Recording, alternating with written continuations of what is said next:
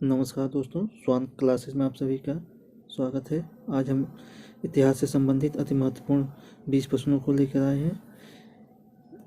आज हम इसमें 20 प्रश्नों का MCQ कराएंगे। आइए देखते हैं। क्वेश्चन नंबर 1, भारत में पुरापाषाणिक उपकरण की खोज करने वाले रॉबर्ट ब्रूसफुटी थे। 1. पुरावनस्पति शास्त्री, भूगोलवेत्ता, भूगर्भ वैज्ञानिक एवं पुरातत्वविद और इतिहासकार। 4 ऑप्शन दिए गए हैं। एक बार पुनः देखते हैं। ऑप्शन नंबर ए है पुरावनस्पति शास्त्री, बी भूगोलवेत्ता, सी भूगर्भ वैज्ञानिक एवं पुरातत्वविद, डी इतिहासकार। तो देखते हैं इसमें कौन सा ऑप्शन सही होगा। ऑप्शन नंबर सी, भूगर्भ वैज्ञानिक एवं पुरातत्वविद। ऑप्शन नंबर सी सही होगा।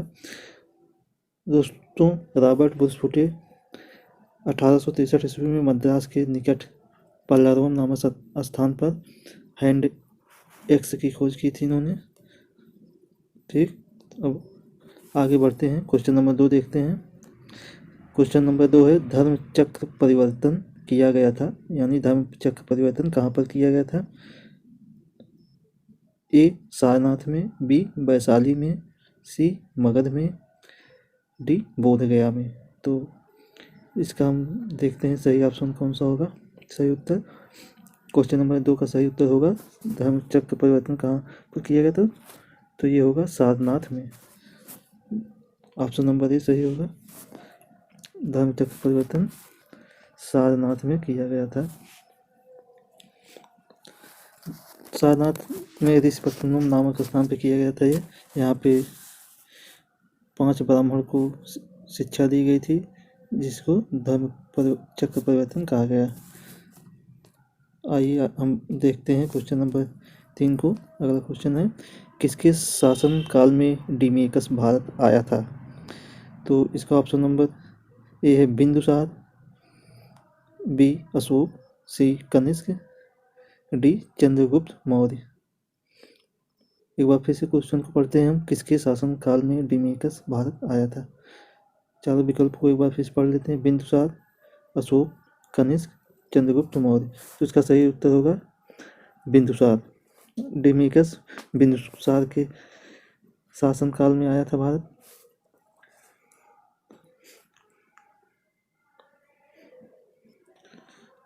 अशोक को हम देवनाम प्रिय के नाम से भी जानते हैं। कनिष्क जो है कुषाण वंश का प्रतापी शासक था। कुषाण वंश की स्थापना कुजुल कटफिसेस ने की थी। चंद्रगुप्त मौर्य ने मौर्य वंश की स्थापना की थी।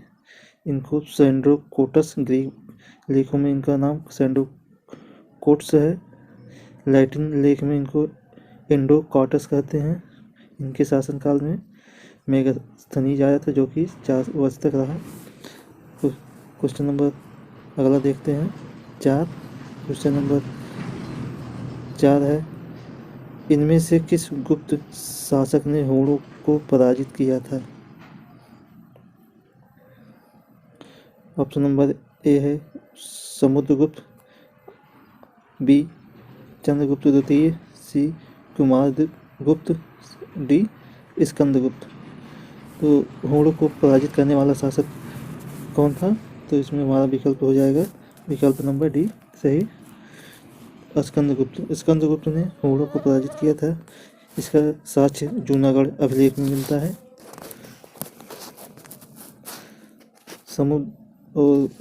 समुद्रगुप्त के शासनकाल में प्रयाग प्रशस्ति हरिसेन द्वारा लिखी गई थी, जो कि समुद्रगुप्त ने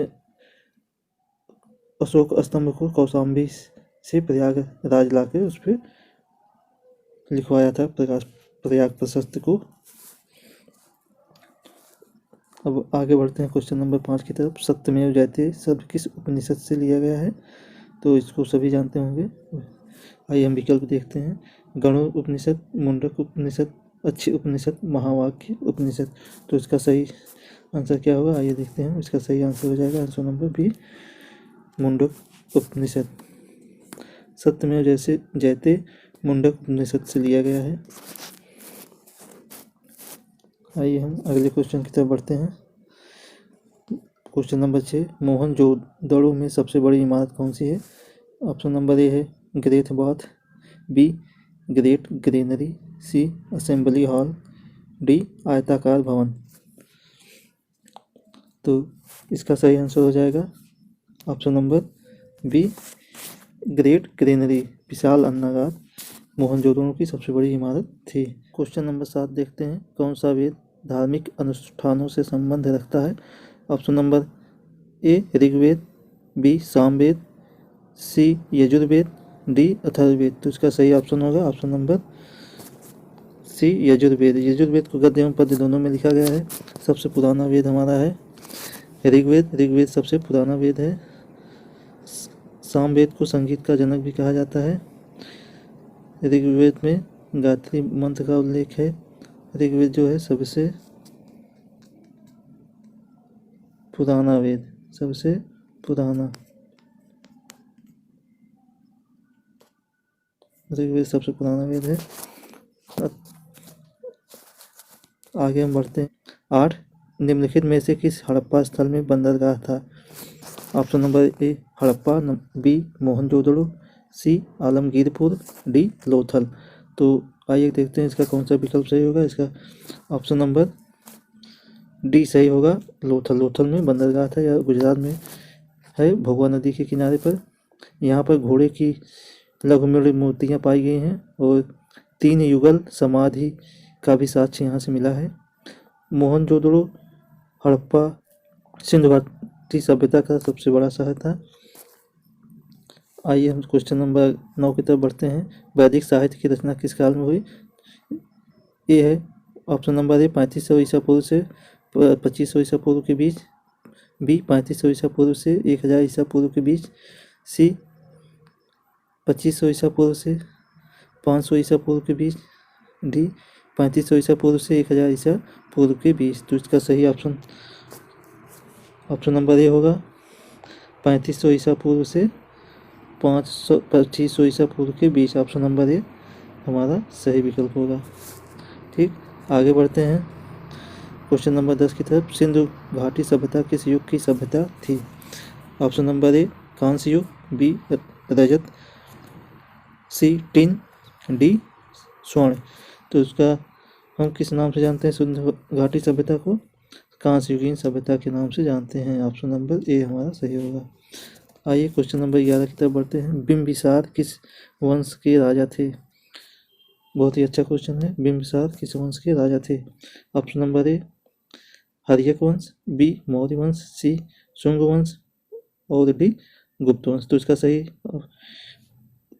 उत्तर होगा ऑप्शन नंबर ए हर्यक वंश। बिंबिसार हर्यक वंश के राजा थे। गुप्त काल को स्वर्ण काल कहा जाता है। आइए क्वेश्चन नंबर 12 की तरफ बढ़ते हैं। अजातशत्रु के पिता का क्या नाम था? अजातशत्रु के पिता का क्या नाम था? क्वेश्चन नंबर 12 है।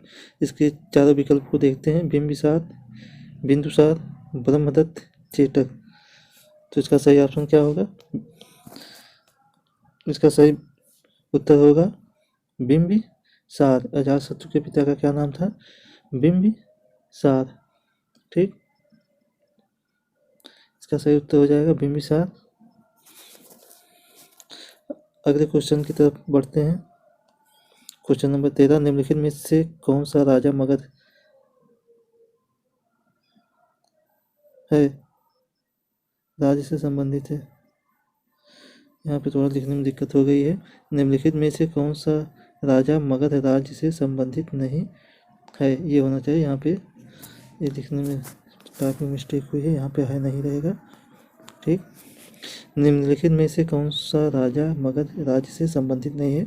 Option number A Bimbisara, B Ajatashatru, C Rajadhiraja, D Mahapadmananda. तो इसका सही आंसर होगा ऑप्शन नंबर सी राजाधिराज। अगले क्वेश्चन की तरफ बढ़ते हैं।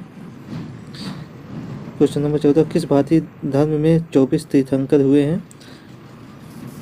ऑप्शन नंबर ए जैन धर्म, बी बौद्ध धर्म, सी सिख धर्म, डी हिंदू धर्म। इसका सही आंसर होगा ऑप्शन नंबर ए, जैन धर्म। जैन धर्म में 24 तीर्थंकर हुए हैं। आइए अगले क्वेश्चन की तरफ बढ़ते हैं।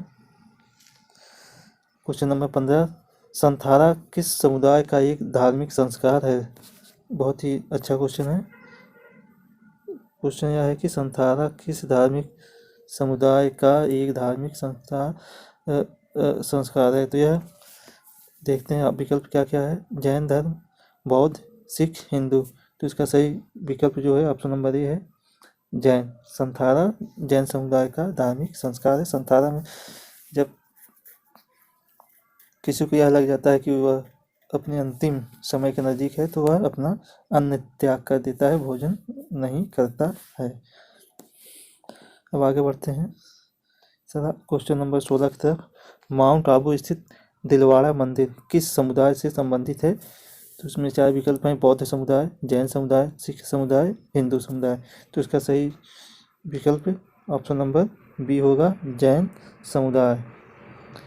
माउंट दिलवाड़ा मंदिर जो है जैन समुदाय से संबंधित है, जो कि माउंट आबू में स्थित है।